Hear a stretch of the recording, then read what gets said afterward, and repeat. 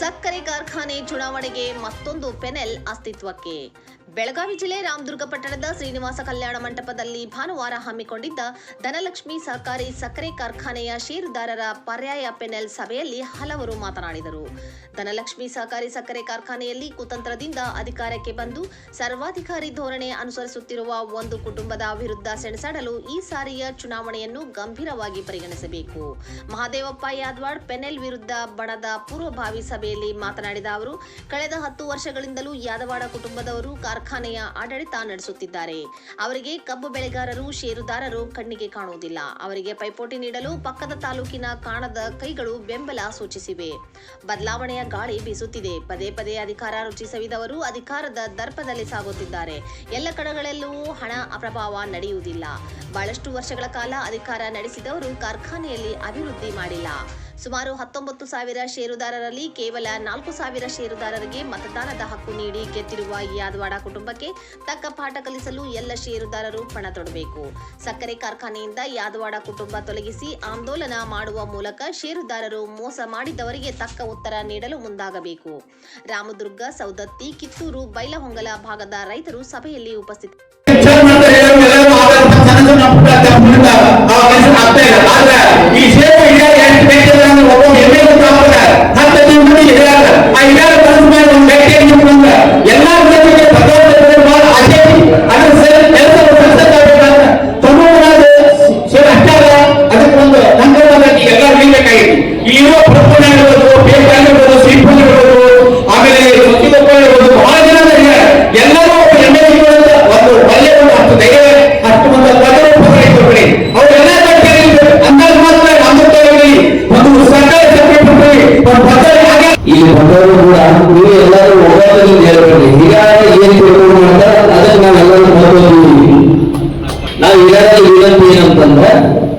ಎಲ್ಲ ಸಮಾಜದವರಿಗೆ ವಿಶ್ವಾಸಕ್ಕೆ ತಗೊಂಡು ಈಗ ಹೇಳಿದ್ರು. ಯಾಕಂತಂದ್ರೆ ಮತ್ತು ಕೋಲಾರದಲ್ಲಿ 16 ಮಂದಿ ಚುನಾವಣೆ 32 ಮಂದಿ 4 ಮಂದಿ ಹೆಸರು ಕೊಡ್ತಂದ್ರೆ ಸುಮ್ಮನೆ ಹೆಸರು ಕೊಡಿಸಿದವರು ನೀವು, ಆಮೇಲೆ ತೆಗಿನ ಕೊಡೋದು ನೀವು ಆಗ್ತೀವಿ. ಈ ಒಂದು ಸಾರಿ ಚುನಾವಣೆ ನೀವು ತೀರ್ಮಾನ ತಗೊಂಡ ಅಭ್ಯರ್ಥಿಗಳನ್ನ ಫೈನಲ್ ಮಾಡಿ ಆರ್ಥಿಕವಾಗಿ ಅವರು ಇರಬೇಕು, ಸಮಾಜದಲ್ಲಿ ಕೂಡ ಅವರ ಬೆಲೆ ಇರಬೇಕು, ಎಲ್ಲ ವ್ಯಾಪಾರಸ್ಥರಲ್ಲಿ ಕೂಡ ಒಂದು ತೂಕ ಇರಬೇಕು, ಎಲ್ಲ ತಾಲೂಕಿಗೂ ಕೂಡ ಚಿರಪರಿಚಿತ ಇರಬೇಕು. ಇದೊಂದು ಸಾರಿ ಚುನಾವಣೆ ನೀವೆಲ್ಲರೂ ಕೂಡಿ ಅಭ್ಯರ್ಥಿಗಳನ್ನ ಅಂತಿಮ ಮಾಡಿದ್ರೆ ನನ್ನ ಒಂದು ವೈಯಕ್ತಿಕ ಅಭಿಪ್ರಾಯ. ನೀವು ನಾಳೆಯಿಂದ ಮೈದಾನದಾಗ ಚುನಾವಣೆ ಅಂತ ನಮ್ಮ ಅಭಿಪ್ರಾಯ. ನಮ್ಗೆ ಚುನಾವಣೆ ಮಾಡ್ಬೇಕಂದ್ರೆ ಬರೀ 20 ದಿವಸ ಇಲ್ಲಿ ನಾನು ಸದಸ್ಯನಾಗ್ತೀನಿ, ನಾನು ನಿರ್ದೇಶಕನಾಗ್ತೀನಿ ಎನ್ನುವಂತ ಬೆಂಗಳೂರು ಒಳಗೆ ನೀವು 15 ದಿವಸ ಕಳೆದ್ರೆ ಚುನಾವಣೆ ಎದುರಿಸಲಿಕ್ಕೆ ಸಾಧ್ಯ ಇಲ್ಲ. ಇದು ಒಂದೇ ಒಂದು ಉದ್ದೇಶ ಇರಬೇಕಲ್ಲ ಎಲ್ಲ ಸದಸ್ಯರು. ಆ ಒಂದು ಏನು ವಿರೋಧ ಬಲ ಇದೆಯೋ ಆ ವಿರೋಧ ಬಲವನ್ನ ಹಿಮ್ಮೆಟ್ಟಿಸುವಂತ ಗುರಿಯನ್ನು ಹೊಂದಿರಬೇಕು. ಕಳೆದ ಚುನಾವಣೆಯಲ್ಲಿ ಏನು ಅನ್ಯಾಯ, ಭ್ರಷ್ಟಾಚಾರ, ಯಾವ ರೀತಿಯ ಅಧಿಕಾರದ ಮನದಿಂದ ಈ 18,000 ಸದಸ್ಯರಿಗೆ ಅವಮಾನಗೊಳಿಸಿದರು. ಕಳಿಸಲಿ ಆ ಹೋಟೆಲ್ ಎಲ್ಲ ಸೇರಿದಾಗ ಕಲೆಕ್ಟ್ ಮಾಡಿ ಅಲ್ಲಲ್ಲಿ ಕೆಲಸ ಮಾಡಲು ಶುರು ಮಾಡಿದ್ದಾರೆ. ಕಳೆದ ಮಾಡಿ 2 ಎಲೆಕ್ಷನ್ನಲ್ಲಿ ಏನು ಹೋಟೆಲ್ ಲಿಸ್ಟಿನ ಗಡಬಡಿ ಆಗಿತ್ತಲ್ಲ, ಆ ಗಡಬಡಿಯಿಂದ ಬಹಳ ಸೇರಿದವರಿಗೆ ನೋವಾಗಿರಲಿಲ್ಲ. ನಮ್ಮನ್ನ ಮತದಾರರನ್ನ ವಂಚಿತರನ್ನಾಗಿ ಮಾಡಿ ತಮ್ಮ ಒಂದು ಜೀವನವಾಗಿ ಮಾಡೋದಕ್ಕೋಸ್ಕರ ರೀತಿ ರಾಜಕಾರಣವನ್ನು ಮಾಡಿದ್ರಲ್ಲ, ಆ ದೃಷ್ಟಿಯಿಂದ ಜನ ಹೊರಚಿಗೆದಿದ್ದಾರೆ. ಆ ಹೊರಚಿಗೆದ ಜನಕ್ಕೆ ನಾವು ಹೋಗಿ ಇನ್ವೆಸ್ಟಿಗೇಟ್ ಮಾಡಬೇಕಲ್ಲ, ಇನ್ವೆಸ್ಟಿಗೇಟ್ ಮಾಡೋದ್ರ ಕಷ್ಟ ಆಗುತ್ತೆ. ಆ ದೃಷ್ಟಿಯಿಂದ ಮತದಾರ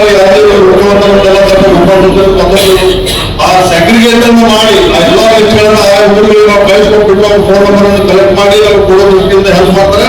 ಮತ್ತು ಚುನಾವಣೆಯನ್ನ ನಾವು ಅಲ್ಲಿ ಹೋದಾಗ ಯಾವ ರೀತಿಯಾಗಿ ಅವ್ರಿಗೆ ಸಂಪರ್ಕಿಸಬೇಕು, ಯಾವ ರೀತಿಯಾಗಿ ಅವ್ರಿಗೆ ಹೋಗ್ಬೇಕು, ಅವ್ರಿಗೆ ಯಾವ ರೀತಿಯಾಗಿ ಇನ್ಫ್ಲೂಯೆನ್ಸ್ ಮಾಡಬೇಕು, ಇದೆಲ್ಲವನ್ನು ನೋಡ್ತಾರೆ. ಇದು ಬರುವ ಸೆಪ್ಟೆಂಬರ್ 14ರಂದು ಶ್ರೀ ಧನಲಕ್ಷ್ಮಿ ಸಹಕಾರಿ ಸಕ್ಕರೆ ಕಾರ್ಖಾನೆ ಚುನಾವಣೆ ನಡೆದಿತ್ತು. ಅದರ ಅಂಗವಾಗಿ ಪೂರ್ವ ಸಭೆಯನ್ನು ಕರೆದಿದ್ವಿ. ಚುನಾವಣೆ ಮಾಡಲು ಮೊದಲು ನಮ್ಮ ಮತದಾರ ಯಾದಿಯಲ್ಲಿ ನಮ್ಮ ಸದಸ್ಯರೆಲ್ಲರೂ ತಗೊಂಡು ಹಾಕಿದ್ರು. 2020 ಇಸ್ವಿಯಲ್ಲಿ ಚುನಾವಣೆ ಮಾಡಿದ್ರು. ಅಂದಾಜು 19,000 ನಮ್ಮ ಮತದಾರ ಸದಸ್ಯರಿದ್ದರು. ಆದರೆ 2020ರಲ್ಲಿ ಕೇವಲ 3,500 ಮತದಾರರ ಯಾದಿ ಒಳಗೆ ಹಾಕ್ಕೊಂಡು ತಮ್ಮ ಸಂಬಂಧಿಕರು ಇಲ್ಲ ಯಾದಿಗಳು ಸೇರಿಕೊಂಡು ಚುನಾವಣೆ ಮಾಡಿ.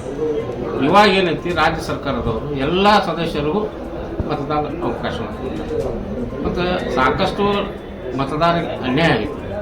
ಅದಕ್ಕೆ ಈ ಸಲ ಚುನಾವಣೆ ಮಾಡಲು ನಾವು ಒಂದು ಪೆನಾಲ್ ತಯಾರು ಮಾಡೋದಕ್ಕೋಸ್ಕರ ಇವತ್ತು ಪೂರ್ವಭಾವಿ ಸಭೆ ಈಗಾಗಲೇ 2 ಸಭೆಗಳನ್ನು ತಾವು ನಡೆಸಿದ್ದೀವಿ.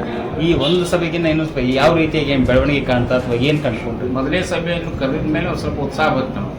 2ನೇ ಸಭೆ ಬಂದ ಕೂಡಲೇ ಸದಸ್ಯರು ಏನಂದ್ರು, ಇಲ್ಲ ತಾಲೂಕಾ ಮಟ್ಟಕ್ಕೆ ಇಡೀ ಪೇಪರ್ದ ಒಂದು ಪತ್ರಿಕಾ ಮಾಧ್ಯಮ ಪ್ರಕಟಣೆ ಹೊಡೆಸ್ರಿ, ಆದ್ಮೇಲೆ ಯಾರ್ಯಾರು ಬರ್ತಾರೆ ಎಲ್ಲರೂ ಕೂಡ್ಕೊಂಡು ಒಂದು ನಿರ್ಣಯ ತೊಗೊಳ್ಳೋ ಅಂತ ಹೇಳಿ. ಇವತ್ತು ಸವದತ್ತಿ ತಾಲೂಕಿಂದ, ಬೈಲಹೊಂಗಲ ತಾಲೂಕಿಂದ, ಬದಾಮಿ ತಾಲೂಕು, ರಾಮದುರ್ಗ ತಾಲೂಕಿಂದ ಹಲವಾರು ಮುಖಂಡರು ಇವತ್ತು ಸಭೆಯಲ್ಲಿ ಭಾಗವಹಿಸಿದ್ದಾರೆ. ಎಲ್ಲರೂ ಕೂಡ 9ರಿಂದ ಚುನಾವಣೆ ಮಾಡೋಣ ಈ ಸಲ. ನೀವೇನೋ ಒಂದು ಸಪ್ರೇಟ್ ಪ್ಯಾನಲ್ ಮಾಡ್ತಿದ್ದೀರಿ? ಹೌದು, ಎಲ್ಲ ಹಿರಿಯರು ಏನು ಅದಾರೆ, ಹಿರಿಯರು ಮೇಲ್ಗಡೆ ಇನ್ನಷ್ಟು ಮುಖಂಡರು ಅದಾರೆ, ಎಲ್ಲ ಕೂಡ್ಕೊಂಡು ಸಪ್ರೇಟ್ ಚುನಾವಣೆ ಮಾಡ್ತೀವಿ. ಸರ್, ಯಾವ ಥರನಾಗಿ ಸದಸ್ಯರಿಗೆ ಅನಾನುಕೂಲ ಆಗಿದೆ? ನೋಡ್ರಿ, ಮೊದಲೇ ಸಲ ಅಂತಾರೆ ಅವ್ರಿಗೆ ಮತದಾರ ಯಾದಿಯಲ್ಲೇ ಓಟ್ ಹಾಕಕ್ಕೆ ನಮ್ಗೆ ಅವಕಾಶ ಇಲ್ಲ ಅಂದಮೇಲೆ ನಮ್ಗೆ ವಂಚಿತರಾಗ್ತೀವಿ ನಾವು. ನೀವು ಚುನಾವಣೆ ಮಾಡಿ ನೀವು ಗೆದ್ದು ಬರ್ರಿ, ಅಧಿಕಾರ ಕುಂದ್ರಿಲ್ಲಿ, ಅದ್ರ ನೀವು ಚುನಾವಣೆ ಮಾಡಲು ಹೋದ್ರೆ ನಮ್ಮನ್ನ ಅಲ್ಲಿಂದ ವಂಚಿತರನ್ನು ಮಾಡಿಕೆ ನೀವು ಹಿಂದಿನ ಬಾಗಿಲಿಂದ ಬರ್ತೀರಂದ್ರೆ ನಮ್ಮ ಸದಸ್ಯರಾದ್ರೆ ಎಷ್ಟು ನೋವಾಗುತ್ತೆ ಅನ್ನೋ ಅರ್ಥ ಮಾಡ್ತಾರೆ. ಸರಿ, ಆಡಳಿತ ಮಂಡಳಿಯ ವಿರುದ್ಧ ಚುನಾವಣೆಯೋ ಅಥವಾ ಕುಟುಂಬದ ವಿರುದ್ಧ ಚುನಾವಣೆ? ಆಡಳಿತ ಮಂಡಳಿ ಕುಟುಂಬಗಳ ಸಮಸ್ಯೆನ ಬರೋದಿಲ್ಲ, ಉದ್ಭವ ಆಗೋದಿಲ್ಲ. ನಾವು ಕಾರ್ಖಾನೆ ಬಚಾವ್ ಅನ್ನೋ ಒಂದು ಇದನ್ನು ಮಾಡಾಕತ್ತೀವಿ. ಇನ್ನೂ ಹಲವಾರು ಸಂಗತಿಗಳು ಮುಂದೆ ಹೋದಾಗ ಇನ್ನೂ ತಿಳಿಸ್ತೀವಿ. ಇದು ನಮಗೆ ಏನೈತಿ, ಸಹಕಾರ ಸಂಘ ಸಕ್ಕರೆ ಕಾರ್ಖಾನೆ ಉಳಿಬೇಕನ್ನೋ ಉದ್ದೇಶದಿಂದ ಒಂದು ಪ್ರಯತ್ನ ಮಾಡೋದು. ಆ ಕಾರ್ಖಾನೆಗಳು ಪ್ರತಿ ಸಲ ಇವ್ರ ಕುಟುಂಬದಲ್ಲಿ ಇವರೇ ಒಂದು 10 ಮಂದಿ ಕೂರ್ತಾರೆ ಇರ್ತಾರಂದ್ರೆ ಬೇರೆ ಅವರು ಅವಕಾಶ ಕೊಡಬೇಕಲ್ಲ. ಓಕೆ ಸರ್, ಈಗ ಮುಂದಿನ ದಿನ ಮತ್ತೆ ಅಭ್ಯರ್ಥಿಗಳ ಪಟ್ಟಿನ ಯಾವಾಗ ರಿಲೀಸ್ ಮಾಡಿ? ಇದು ಇವತ್ತು ಸಾಯಂಕಾಲ ಸಭೆ ಕೂಡ, ನಾಳೆ ಸೋಮವಾರದಿಂದ ನಾವು ವಿಚಾರ ಪ್ರಾರಂಭ ಮಾಡ್ತೀವಿ. Thank you. ಸಹಕಾರ ಕ್ಷೇತ್ರದಲ್ಲಿ ಸಾಕಷ್ಟು ಸಕ್ಕರೆ ಕಾರ್ಖಾನೆಗಳು, ಒಂದು ಉದಾಹರಣೆ ಹೇಳ್ಬೇಕಂತಂದರೆ ಸಂಕೇಶ್ವರ್ ಫ್ಯಾಕ್ಟ್ರಿ, ಅಗದಿ ಅಪ್ಪನಗೌಡ ಬಸನಗೌಡ ಪಾಟೀಲ್ ಅಂತೇಳಿ ಅಗದಿ ಭಾಳ ವರ್ಷದಿಂದ ಒಳ್ಳೆ ಫ್ಯಾಕ್ಟ್ರಿ ಕಟ್ಟಿದ್ರು. ಆ ಭಾಗದ ಜನರಿಗೆ, ರೈತರಿಗೆ ಒಳ್ಳೆ ಹೆಸರು, ಸರಿಯಾಗಿ ದುಡ್ಡು ಕೊಡ್ತಿದ್ರು, ಕಂಪನಿ ಬಿಲ್ ಕೊಡ್ತಿದ್ರು. ಇವಾಗ ಇತ್ತೀಚಿನ ನೋಡ್ರಿ ನೀವು, ಸಂಕೇಶ್ವರ ಸರ್ಕಾರಿ ಕಾರ್ಖಾನೆ ಸುಮಾರು 580 ಕೋಟಿ ರೂಪಾಯಿ ಸಾಲವಾಗಿದೆ. ಸೊ ಇಲ್ಲೇ ಸೋಮೇಶ್ವರ ಬೈಲಹೊಂಗಲ ಅಲ್ಲಿ ಸಾಲದಾಗದ ತಾಲೂಕಿನ ಸಕ್ಕರೆ ಕಾರ್ಖಾನೆನ ಇದನ್ನು ಬಚಾವ್ ಮಾಡಬೇಕು. ಇನ್ನು ಬರೋದು ಯಾಕಂದ್ರೆ ಈಗ ಅಲ್ಲಿ ಎಲ್ಲ ಖಾಲಿ ಹಾಕೊಂಡ್ಕೊಂಡಿದ್ದು ಗಂಟು, ಅದಕ್ಕಂತ ಮುಂದೆ ನಮ್ದು ಹಿಂಗೆ ಆಗಬಾರ್ದು ಅನ್ನೋ ಸಂಬಂಧ ಪೂರ್ವವಾಗಿ ನಾವು ಬಚಾವ್ ಮಾಡೋ ಸಂಬಂಧ ಇದು ಪ್ರಯತ್ನ ಮಾಡಿದ್ವಿ. ಆದ್ರೆ ಅಧಿಕೃತವಾಗಿ ನಾವು ಪಟ್ಟಿ ರೆಡಿ ಮಾಡಿಕೊಂಡು ಯಾವ್ಯಾವ ಊರಲ್ಲಿ ಎಷ್ಟೆಷ್ಟು ಓಟ್ ಅದ ಅನ್ನೋದ ನಾವು ಇದನ್ನ ತೊಗೊಳ್ಬೇಕಾಗಿತ್ತು, ಒಂದು ಮಾಹಿತಿ ತೊಗೋಬೇಕಾಯ್ತು. ಈಗಾಗಲೇ ನಮಗೆಲ್ಲ ಮಾಹಿತಿ ಸಿಕ್ಕದ. ಮತ್ತು ಇದು 2ನೇ 3ನೇ ಮೀಟಿಂಗ್ ಆಗಿರೋದ್ರಿಂದ ಇವತ್ತು ಸಾಕಷ್ಟು ಜನ ಬೇರೆ ಬೇರೆ ತಾಲೂಕಿಂದಾಗಲಿ, ಆಮೇಲೆ ರಾಮದುರ್ಗ ಸಿಟಿಯಿಂದ ಈ ಚುನಾವಣೆಯಲ್ಲಿ ಭಾಗವಹಿಸಲಿಕ್ಕೆ ಉತ್ಸಾಹನ ತೋರಿಸಿದ್ದಾರೆ. ಅದ್ರ ಜೊತೆಗೆ ನಾವೆಲ್ಲರೂ ಹಿರಿಯರು ಸೇರಿಕೊಂಡು ಯಾವ ರೀತಿ ನಮ್ಮ ಅಭ್ಯರ್ಥಿಗಳು ಪ್ರತಿಯೊಂದು ಜಿಲ್ಲಾ ಪಂಚಾಯತಿ ವ್ಯಾಪ್ತಿ ನಾವು ನೋಡ್ಕೊಂಡು ಎಲ್ಲರನ್ನ ಗಣನೆಗೆ ತೆಗೆದುಕೊಂಡು ಎಲ್ಲ ಸಮಾಜದವ್ರನ್ನ ಒಟ್ಟಿಗೆ ತಗೊಂಡು ಈ ಚುನಾವಣೆಯನ್ನ ನಾವು ಎದುರಿಸ್ತೀವಿ. ಇದೊಂದು ಅಭೂತಪೂರ್ವಂತ ಚುನಾವಣೆ ಆಗ್ತದೆ. ಯಾಕಂದ್ರೆ ಕಳೆದ ಸುಮಾರು ವರ್ಷಗಳಿಂದ ನೀವು ನೋಡ್ತಾ ಬಂದಿದ್ರಿ ಯಾವ ಥರ ಚುನಾವಣೆಗಳಾಗಿ ಬಂದವ. ಇದೊಂದು ವಿಶಿಷ್ಟವಾದಂಥ ಚುನಾವಣೆ. ಈ ಚುನಾವಣೆಯಲ್ಲಿ ನಾವು ಯಶಸ್ವಿಯನ್ನು ಕಂಡೇ ಕಾಣ್ತೀವಿ ಅಂತ ಇದು ಮಾಧ್ಯಮ ಮುಖಾಂತರ ಹೇಳಿಕೆ ಬಯಸ್ತೇವೆ.